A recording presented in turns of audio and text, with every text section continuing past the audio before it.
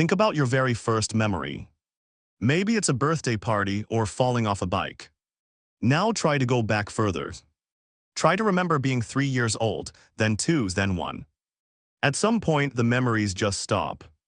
Not because nothing happened. You learned to walk, learned to talk, cried more in those first 2 years than you probably have since. And yet none of it is there.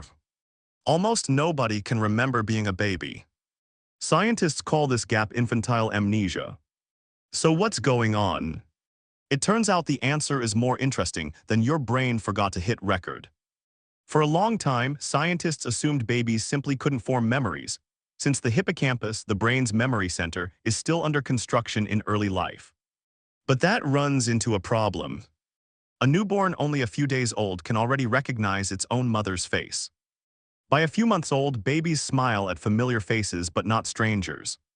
That's memory. So if babies can remember some things, why can't we remember being them? A study at Yale gives a big clue.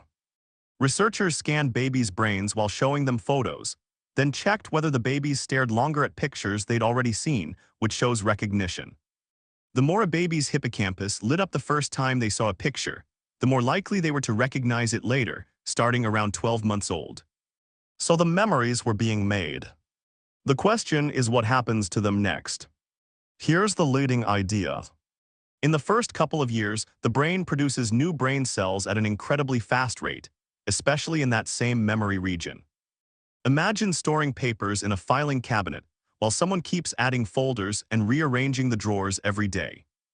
Your papers might still be in there, but you'd have a hard time finding them again. Scientists think something similar happens here. The memory isn't necessarily deleted, it's more like the address that leads back to it gets scrambled. This isn't just a human thing either. Mice, monkeys, and rats show the same pattern. And in one striking study, scientists used light to directly stimulate the exact brain pathway holding an old, forgotten memory in young mice, and the memory came back. That's a strong sign the memory wasn't gone. It was just logged. There's likely a second piece too, language and your sense of self. Telling a memory means turning it into a story, with you as the main character. That takes language, and it takes understanding yourself as a person things happen to. There's a classic experiment for this called the mirror test. Researchers put a small dot on a baby's nose, then sit them in front of a mirror. A baby who doesn't yet get that the reflection is them treats it like another baby. But around 18 months to 2 years old, something clicks. The child reaches for their own nose instead of the mirror. That's roughly the same age our earliest real memories tend to start.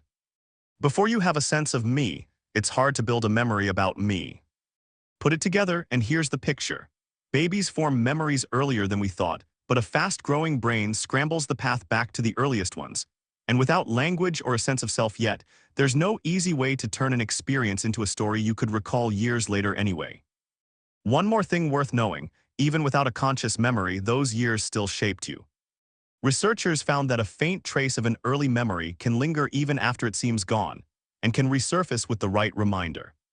That may be part of why early experiences, good or hard, can still quietly shape someone years later, long after the memory itself is out of reach. The memory fades.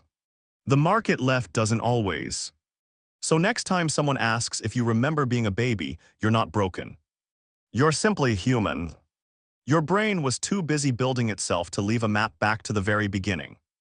Everything after that map starts working is still in there, waiting.